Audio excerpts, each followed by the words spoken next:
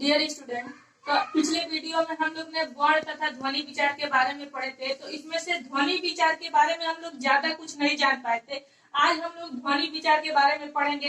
तो सबसे पहले जो हमारा हेडिंग है वो है व्यंजन के प्रकार। ठीक है, यानी व्यंजन के कितने प्रकार होते हैं। तो यहाँ देखिए, व्यंजन जो होते हैं, व्यंजन 3 प्रकार के होते हैं। 3 प्रकार के होते हैं। ठीक है, यानी व्यंजन का 3 प्रकार होता है। पहला होता है हमारा स्पर्श व्यंजन। स्पर्श व्यंजन। दूसरा होता है हमारा अंतस्थ व्यंजन। अंतस्थ व्यंजन। और तीसरा होता है हमारा ऊष्म व्यंजन। ऊष्म व्यंजन। ठीक है, तो व्यंजन के 3 प्रकार होते हैं। पहला स्पर्श व्यंजन, दूसरा होता है अंतस्थ व्यंजन, तीसरा होता है ऊष्म व्यंजन। अब हम लोग एक एक के बारे में जानेंगे कि ये होता क्या है, इसका यूज हमें कहाँ कहाँ पे है। तो सबसे पहले हम देखेंगे स्पर्श व्यंजन। ठीक है, स्पर्श व्यंजन।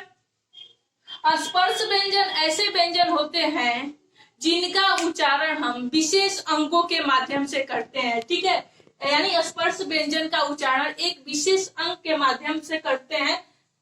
इसका उच्चारण हम कंठ के अतिरिक्त स्पर्श व्यंजन का उच्चारण विशेष अंग के माध्यम से करते हैं। इसका उच्चारण कंठ के अतिरिक्त, यानी कंठ के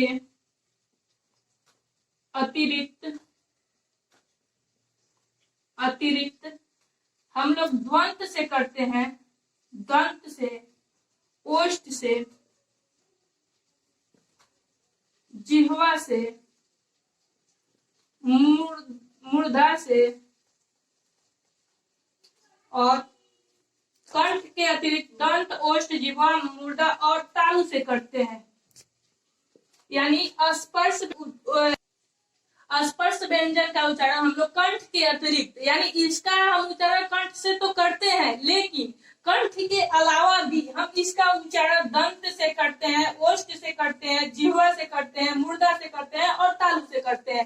ठीक है, और स्पर्श व्यंजन को हम वर्गीय व्यंजन भी कहते हैं। ठीक है, यानी हमारा जो स्पर्श व्यंजन है उसको हम क्या कहते हैं, वर्गीय व्यंजन कहते हैं। तो चलिए देखते हैं इसको हम लोग वर्गीय व्यंजन कैसे कहते हैं। ठीक है, और सबसे नीचे है ना, तो देखिए स्पर्श व्यंजन को वर्गीय व्यंजन कैसे कहते हैं। तो देखिए वर्गीय व्यंजन यहाँ पे होता है क वर्ग, क वर्ग, च वर्ग, ट वर्ग, त वर्ग और प वर्ग। ठीक है, यानी वर्ग में क वर्ग, च वर्ग, ट वर्ग, त वर्ग और प वर्ग। ठीक है, तो क वर्ग में वर्णों की जो संख्या होती है वो 5 होती है। जैसे क हो गया आपका, ख हो गया, ग हो गया, घ हो गया और अ हो गया। ठीक है, अंग। अब देखिए च वर्ग में च हो गया आपका, छ हो गया, ज हो गया, झ हो गया और ठीक है, ट वर्ग में देखिए ट हो गया, ठ हो गया, ड हो गया, ढ हो गया और इ। त वर्ग में देखिए त हो गया, तो त वर्ग में आता है आपका त, थ, द, ध और न। ठीक है, अब प वर्ग में आता है फ, ब, भ। देखिए यहाँ पे एक गलत हो गया आपका। ठीक है, यहाँ पे पहले होगा प, फिर होगा फ, फिर होगा ब, फिर होगा भ और फिर होगा म। ठीक है, यानी ये जो स्पर्श व्यंजन के वर्गीय व्यंजन होते हैं उसे क वर्ग, च वर्ग, ट वर्ग, त वर्ग और प वर्ग। क वर्ग में जो वर्ण की संख्या होती है वो होती है 5, च वर्ग में वर्ण की संख्या 5, ट वर्ग में वर्ण की संख्या 5 और त वर्ग में वर्ण की संख्या 5 और प वर्ग में वर्ण की जो संख्या होती है 5 होती है। और जब हम इस पांचों को ऐड करते हैं तो स्पर्श व्यंजन की टोटल संख्या 25 हो जाती है। ठीक है, तो आपको क्वेश्चन में पूछ सकता है कि स्पर्श व्यंजन की संख्या कितनी होती है, तो 25 होती है। तो अब देखिए एक क वर्ग का उच्चारण हम किससे करते हैं? ठीक है, च वर्ग का उच्चारण स्थान क्या है, ट वर्ग का उच्चारण स्थान क्या है, त वर्ग का उच्चारण स्थान क्या है और प वर्ग का उच्चारण स्थान क्या है। ठीक है, यहाँ पे क वर्ग का जब हम उच्चारण करेंगे तो उसका स्थान स्थान क्या हो, अलग अलग होगा। ठीक है, तो इसको हम एक ट्रिक के माध्यम से आपको बता दे रहे हैं कि तुरंत आपको याद हो जाएगा कि इसका उच्चारण स्थान क्या क्या है। तो देखिए इसका एकदम शॉर्ट ट्रिक है, आप लोग को पता चल जाएगा कि क वर्ग का उच्चारण स्थान क्या है, च वर्ग का उच्चारण स्थान क्या है, ट वर्ग का उच्चारण स्थान क्या है, त वर्ग का उच्चारण स्थान क्या है और प वर्ग का उच्चारण स्थान क्या है।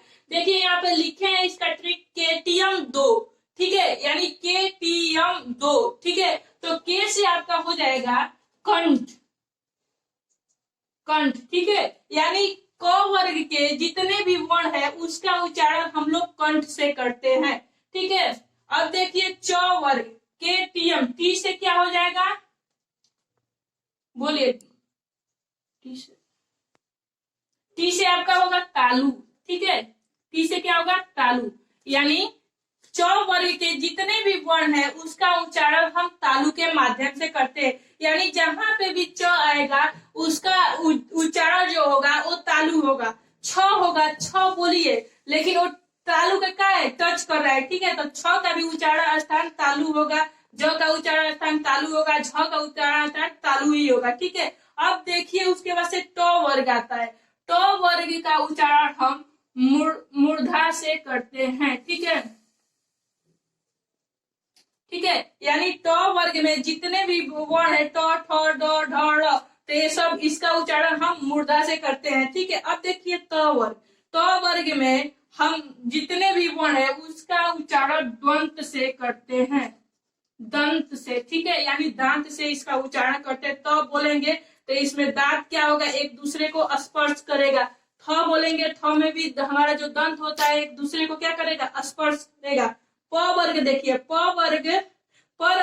वर्ग में हम लोग ओष्ठ का उच्चारण ओष्ठ से उच्चारण करते हैं। ठीक है, तो देखिए यहाँ पे इसका ट्रिक हो गया KTM 2। ठीक है, यानी क वर्ग कंठ से उच्चारित, च वर्ग तालु से, त वर्ग हो गया मूर्धा से, त वर्ग हो गया दंत से, अब प वर्ग हो गया ओष्ठ से। अब हम लोग पढ़ेंगे स्पर्श व्यंजन, पढ़िए अंतस्थ व्यंजन। तो अंतस्थ व्यंजन की भी संख्या कितनी होती है, 4 होता है। ठीक है, तो चलिए देखते हैं कि अंतस्थ व्यंजन क्या होता है। अंतस्थ व्यंजन, ठीक है, यानी 2 नंबर जो है स्पर्श व्यंजन का 25 होता है। अब अंतस्थ व्यंजन, यह व्यंजन ऐसे व्यंजन है जिसमें स्वर और व्यंजन क्या होते हैं, आपस में मिले हुए होते हैं। और स्पर्श व्यंजन य, र, ल और व, ठीक है, ये हमारे क्या है, स्पर्श व्यंजन है। तो ये क्या होते हैं, अंतस्थ व्यंजन होते हैं। ठीक है, इनकी संख्या जो होती है वो होती है 4। ठीक है, ये क्या होते हैं, आधा स्वर होते हैं और आधा व्यंजन होते हैं और ये कभी भी शब्द के बीच में लगते हैं। ठीक है, अब देखिए हम लोग तीसरा नंबर है वो है ऊष्म व्यंजन। ठीक है, ऊष्म व्यंजन, ऊष्म व्यंजन की भी संख्या कितनी होती है, 4 होती है। ठीक है, ऊष्म व्यंजन की संख्या 4 होती है। और ऊष्म व्यंजन ऐसे व्यंजन होते हैं जिनका उच्चारण करते समय हमारे मुख से ऊष्मा क्या होती है या घर्षण सबसे ज्यादा उत्पन्न होती है। जैसे देखिए यहाँ पे आपका हो गया, तो ये जो ऊष्म व्यंजन होते हैं उनकी संख्या कितनी होती है, 4 होती है। ये भी होती है स और ह। ठीक है, यानी इन सबको अगर जो हम बोलेंगे ना, जब उच्चारण करेंगे तो स बोल रहे हैं तो इसका उच्चारण करते समय हमारे मुख से जो ऊर्जा निकल रही है वो घर्षण करते हुए निकल रही है। ठीक है, यानी ज्यादा ऊष्मा निकल रही है, स में भी, ह में भी और स और ह में भी। ठीक है। तो उसमें व्यंजन की जो संख्या होती है वो कितना होती है, 4 होती है। अंतस्थ व्यंजन की संख्या 4 होती है और स्पर्श व्यंजन की संख्या 25 होती है। चलिए बस इतना ही। अगर जो आपको अच्छा लगे तो लाइक शेयर और सब्सक्राइब कर दीजिएगा। Okay, thank you.